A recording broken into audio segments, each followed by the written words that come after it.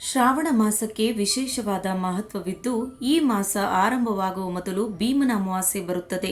ಈ ದಿನ ಉಪವಾಸ ಮಾಡಿ ವ್ರತ ಮಾಡಿದರೆ ದಾಂಪತ್ಯ ಜೀವನದಲ್ಲಿ ಸಂತೋಷ ಹೆಚ್ಚಾಗುತ್ತದೆ. ಆದರೆ ಈ ದಿನ ಕೆಲವು ನಿಯಮಗಳನ್ನು ಪಾಲಿಸಬೇಕು. ಆ ನಿಯಮಗಳು ಯಾವುವು ಎಂದು ತಿಳಿದುಕೊಳ್ಳೋಣ. ಭೀಮನ ಅಮಾವಾಸ್ಯೆಯು ಮಹಿಳೆಯರು ಆಚರಿಸುವ ಪ್ರಮುಖ ಹಿಂದೂ ಆಚರಣೆಯಾಗಿದೆ.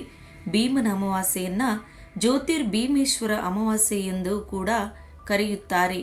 ಭೀಮನ ಅಮಾವಾಸ್ಯೆಯನ್ನ ಆಷಾಢ ಮಾಸದಲ್ಲಿ ಆಚರಿಸಲಾಗುತ್ತದೆ.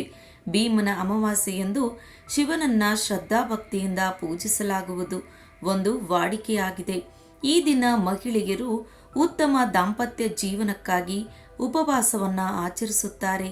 ಈ ವರ್ಷ ಅಂದರೆ ಆಗಸ್ಟ್ 14ರಂದು ಭೀಮನ ಅಮಾವಾಸ್ಯೆಯನ್ನ ಆಚರಿಸಲಾಗುತ್ತಿದೆ. ಭೀಮನ ಅಮಾವಾಸ್ಯೆಯನ್ನ ಅನೇಕ ಕಡೆ ಜ್ಯೋತಿರ್ಭೀಮೇಶ್ವರ ಅಮಾವಾಸ್ಯೆ ಎಂದು ಕರೆಯಲಾಗುತ್ತದೆ. ಈ ದಿನ ವಿವಾಹಿತ ಮಹಿಳೆಯರು ತಮ್ಮ ಪತಿಯ ಉತ್ತಮ ಆರೋಗ್ಯ ಮತ್ತು ದೀರ್ಘಾಯುಷ್ಯಕ್ಕಾಗಿ ವ್ರತವನ್ನ ಮಾಡುತ್ತಾರೆ.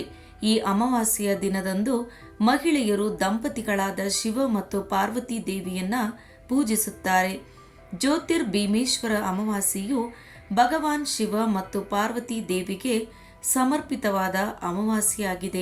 ಈ ಆಚರಣೆಯು ಸತ್ತ ರಾಜಕುಮಾರನನ್ನ ಮದುವೆಯಾದ ಯುವತಿಯ ಕಥೆಯನ್ನ ಆಧರಿಸಿದೆ.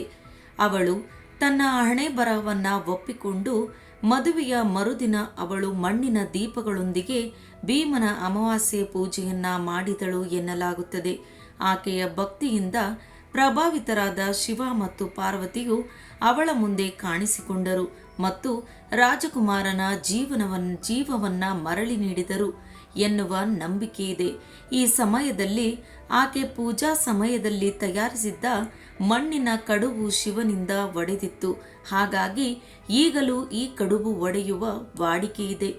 ನಂಬಿಕೆಗಳ ಪ್ರಕಾರ ಮದುವೆಯಾದ ಮೊದಲು 9 ವರ್ಷ ಈ ವ್ರತವನ್ನ ಹೆಣ್ಣು ಮಕ್ಕಳು ಮಾಡಬೇಕು. ಇನ್ನು ಮದುವೆಯಾಗದ ಕನ್ಯೆಯರು ಸಹ ಇದನ್ನ ಮಾಡಬಹುದು. ಈ ವ್ರತವನ್ನ ಉತ್ತಮ ಗುಣವುಳ್ಳ ಪತಿ ಸಿಗಲಿ ಎಂದು ಅವಿವಾಹಿತ ಮಹಿಳೆಯರು ಮಾಡುತ್ತಾರೆ. ಆದರೆ ಇನ್ನು ಕೆಲವರು ತಮ್ಮ ಸಹೋದರರ ಕ್ಷೇಮಕ್ಕಾಗಿ ಈ ವ್ರತವನ್ನ ಮಾಡುತ್ತಾರೆ. ಇದೊಂದು ಬಹಳ ವಿಶೇಷವಾದ ವ್ರತ ಎಂದರೆ ತಪ್ಪಾಗಲಾರದು. ಇನ್ನು ಇದನ್ನ ಮಾಡಲು ಸಹ ಕೆಲವು ನಿಯಮಗಳಿವೆ. ಸರಿಯಾದ ರೀತಿಯಲ್ಲಿ ಮಾಡಿದರೆ ಉತ್ತಮ ಫಲ ಸಿಗುತ್ತದೆ. ಈ ವ್ರತ ಮಾಡುವ ಮೊದಲು ಮಣ್ಣಿನಿಂದ ಲಿಂಗಾಕಾರದಲ್ಲಿ ವಿಗ್ರಹವನ್ನ ಮಾಡಿ ಅದರಲ್ಲಿ ಶಿವ ಪಾರ್ವತಿಯನ್ನ ಆಹ್ವಾನಿಸಿ ಪೂಜಿಸಿ ನೈವೇದ್ಯಕ್ಕೆ ಕಡುಬು ತಯಾರಿಸಬೇಕು. ಈ ಕಡುಬು ಪೂಜೆಗೆ ಬಹಳ ಮುಖ್ಯ. ಈ ಕಡುಬಿನಲ್ಲಿ ಚಿಲ್ಲರೆಯನ್ನ ಇಟ್ಟು ಅದನ್ನು ಹೊಸ್ತಿಲ ಎರಡೂ ಬದಿಯಲ್ಲಿ ವೀಳ್ಯದೆಲೆ ಮೇಲಿಟ್ಟು ಅರಿಶಿಣ ಹಾಗೂ ಕುಂಕುಮವನ್ನು ಹಾಕಿ ಪೂಜಿಸಬೇಕು. ನಂತರ ಮನೆಯ ಗಂಡು ಮಕ್ಕಳು ಕಡುಬನ್ನ ಒಡೆಯಬೇಕು. ಮುಖ್ಯವಾಗಿ ಗಂಡಸರು ಮಂಡಿಯೂರಿ ಮೊಣಕೈಯಿಂದ ಒಡೆಯಬೇಕು. ಆ ಸಮಯದಲ್ಲಿ ಹೆಣ್ಣು ಮಕ್ಕಳು ಗಂಡು ಮಕ್ಕಳ ಬೆನ್ನಿಗೆ ಹೊಡೆಯುತ್ತಾರೆ. ಇದನ್ನ ಭಂಡಾರ ಒಡೆಯುವುದು ಎಂದು ಕರೆಯುತ್ತಾರೆ. ಪುರಾಣಗಳ ಪ್ರಕಾರ ಶಿವ ಮತ್ತು ಪಾರ್ವತಿಯರು ಕೂಡ ಇದೇ ದಿನದಂದು ಮದುವೆಯಾದರು ಎಂಬ ನಂಬಿಕೆ ಇದೆ. ಈ ಹಿನ್ನೆಲೆಯಲ್ಲಿ ಶಿವನನ್ನ ಪಾರ್ವತಿಯು ಪೂಜಿಸುವ ಪದ್ಧತಿ ಇದೆ. ಈ ದಿನ ಮಹಿಳೆಯರು ಬೆಳಗ್ಗೆ ಎದ್ದು ಮಡಿಯುಟ್ಟು ಗೌರಿ ಎಳೆ ಧರಿಸಿ ಶಿವನನ್ನ ಪೂಜಿಸುತ್ತಾರೆ. ಸ್ನೇಹಿತರೆ, ಈ ಮಾಹಿತಿ ನಿಮಗೆ ಇಷ್ಟವಾಗಿದ್ದರೆ ಈ ವಿಡಿಯೋಗೊಂದು ಲೈಕ್ ನೀಡಿ.